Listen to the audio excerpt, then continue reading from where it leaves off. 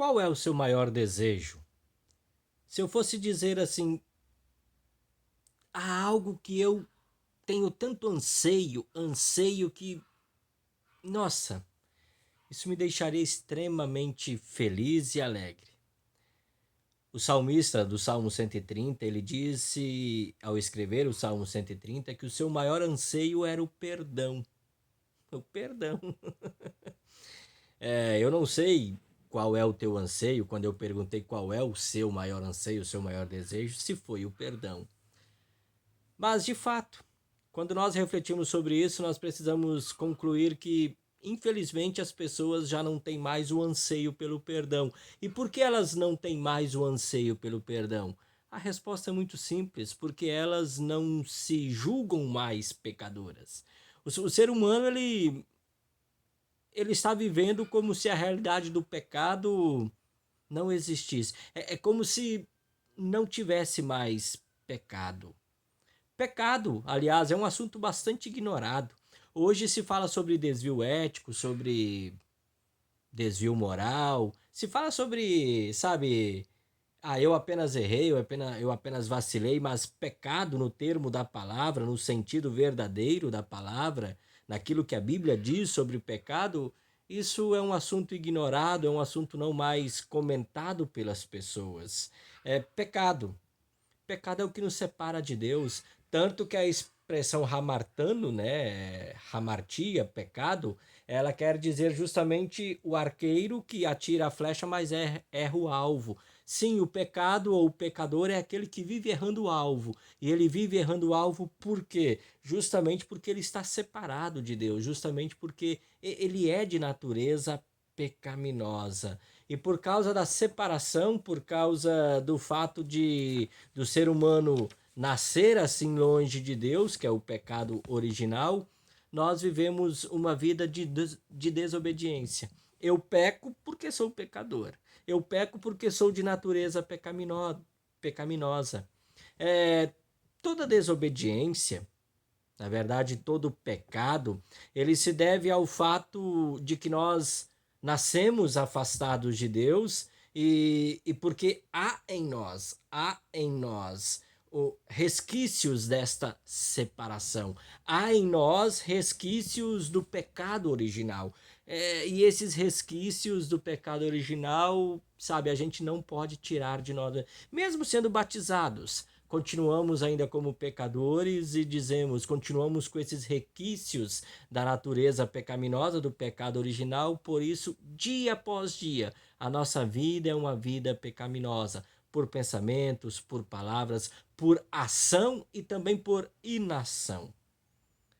Sem reconhecer a nossa natureza pecaminosa, nós não iremos ansiar pelo perdão. Qual é o teu maior anseio? Eu perguntei isso para você. Qual é o teu maior anseio? Talvez você disse tantas coisas, muito menos o anseio do perdão. Mas por que, pastor? Porque o perdão é algo tão essencial na minha vida. O pecado, ele atrapalha a minha comunicação. O pecado atrapalha a minha comunicação com Deus, o pecado atrapalha a minha comunicação com o meu próximo. Olha quantas coisas acontecem no dia a dia. E acontecem porque muitas vezes eu digo assim, sei lá, não sei nem por que eu fiz o retrato, aquela foto 3x4, a minha, a sua, a nossa foto que está descrita lá em Romanos, é aquela na qual Paulo diz assim, eu até quero fazer o bem, mas eu acabo fazendo o mal que eu detesto, que eu não gostaria de ter feito. Quando nós pecamos, nós falhamos, nós erramos com alguém, e a primeira dificuldade quando nós falhamos com alguém é justamente a comunicação. Você já observou? Quando você cometeu um pecado contra alguém, a primeira coisa é se afastar da pessoa, porque a comunicação foi quebrada. E é tão fantástico fazer essa ligação, porque foi isso que aconteceu no Jardim do Éden.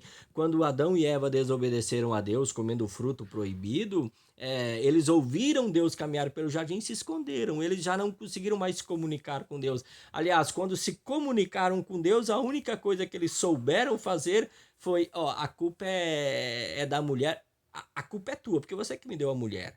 Não, a culpa é da cobra. E sabe, aquele empurra, empurra. O pecado ele levanta uma barreira entre o homem e Deus, e o pecado ele levanta uma barreira também entre o homem e as pessoas. É, é natural. E isso é natural por causa do pecado. A comunicação, por causa do pecado, ela muitas vezes é interrompida entre as pessoas. O profeta Isaías, ele anuncia, lá no texto do seu livro, né, Isaías 59, versículo 2, que os nossos pecados, eles nos separam de Deus. E os nossos pecados também nos isolam das pessoas. É por isso que o salmista, no Salmo 130, ele exclamou as seguintes palavras: quem subsiste diante de Deus, se o Senhor observar os nossos pecados?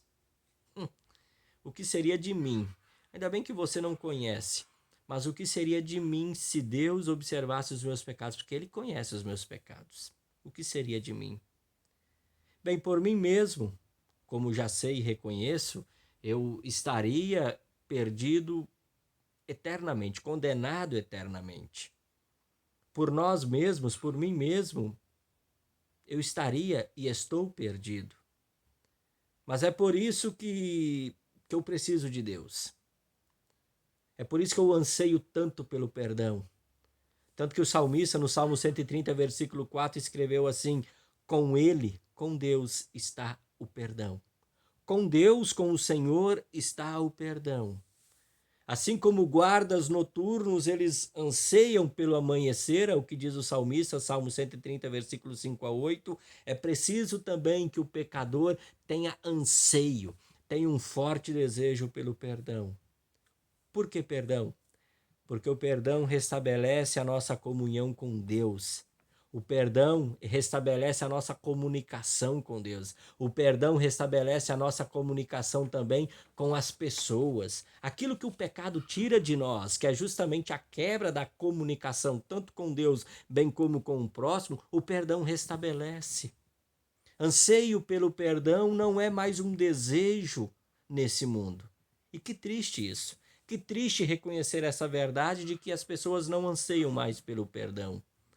Jesus, durante o seu ministério, quando ele veio para nos redimir, para estabelecer essa comunicação com Deus, Jesus, durante seu ministério aqui na terra, ele destacou a importância do arrependimento.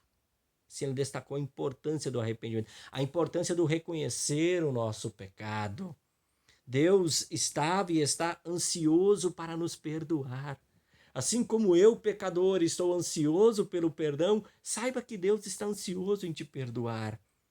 Talvez nós estamos querendo viver aí como filho pródigo, né, longe de casa, mas Deus está que nem o pai do filho pródigo, aguardando com a cabeça estendida da porta para fora, esperando o nosso retorno, esperando a nossa volta.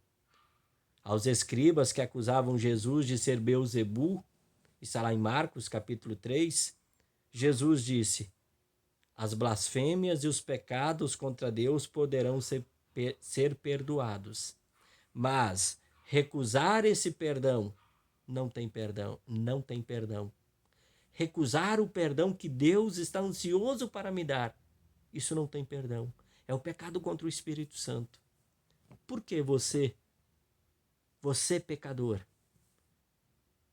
está deixando de ansiar pelo perdão? Por nós mesmos, nós não escapamos da condenação. Nós pecamos a cada momento. Basta um clique no controle da nossa TV. Basta um link no celular. Basta um telefonema. Basta uma olhada. Basta um pensamento.